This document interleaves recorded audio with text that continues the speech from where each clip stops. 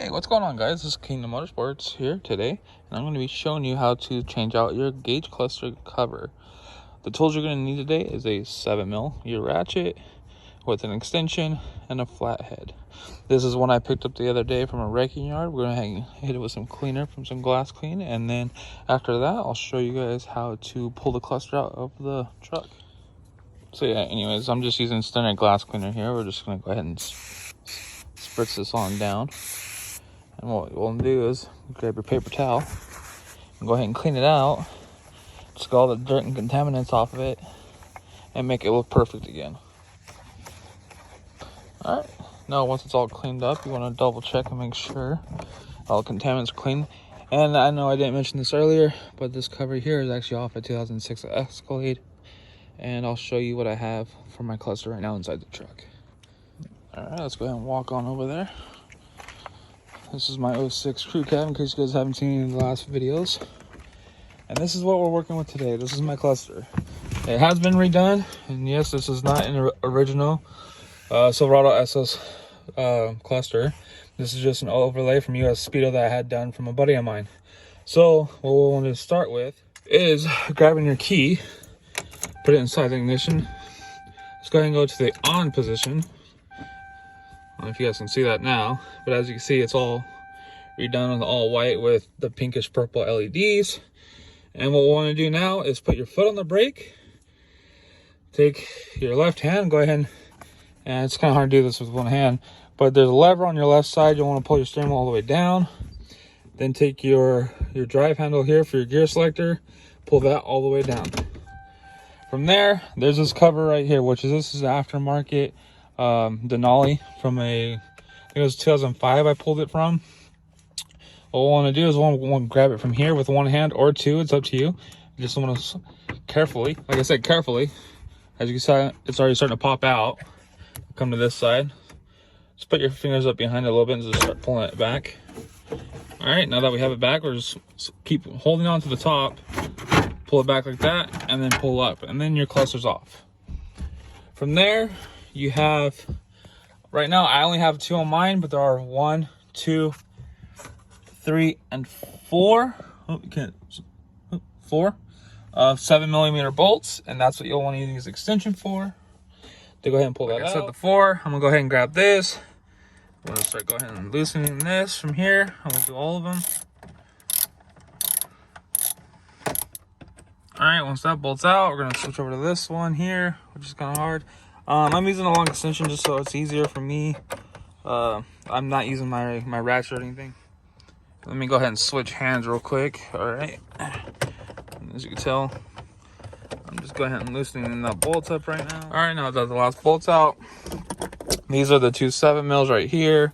I do apologize, my hands are a little dirty. After that, you'll want to grab the cluster with either your right or left hand or both.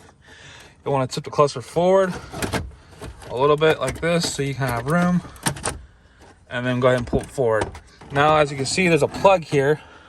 You want to go ahead and unplug that, and then once that's unplugged, I pulled the cluster out, and then we'll go ahead and put the truck back in park, and we'll walk over to the bench and start working on pulling the cluster piece off. So now that we're over here at the bench, as you can tell, this is the SS overlay from US Speedo with the Denali cover. This is the new one that will be going on there.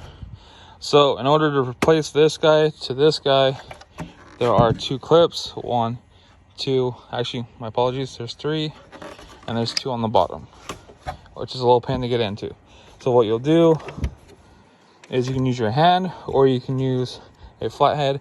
Sometimes it's easier to do both, but with me using one with one hand, I'm just gonna go ahead and use a little flathead. Pop these up a little bit.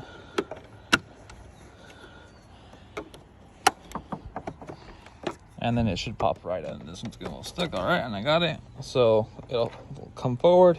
Just be careful of your little black mileage resetter. Go ahead and grab the corner of it. Make sure you do not touch the needles or anything up here. You don't want to mess up. Before I had my cluster redone, my speedometer was off by 3 miles an hour because of it getting messed up a little bit, and I was kind of annoyed. So luckily, I have a good friend that rebuilds clusters up here in Northern California, was able to do it for a good price. And then what we'll do now is we'll grab this one, We'll make sure that the lines are, or not the lines, but there's the 2 holes are in this, so we'll make sure that's aligned.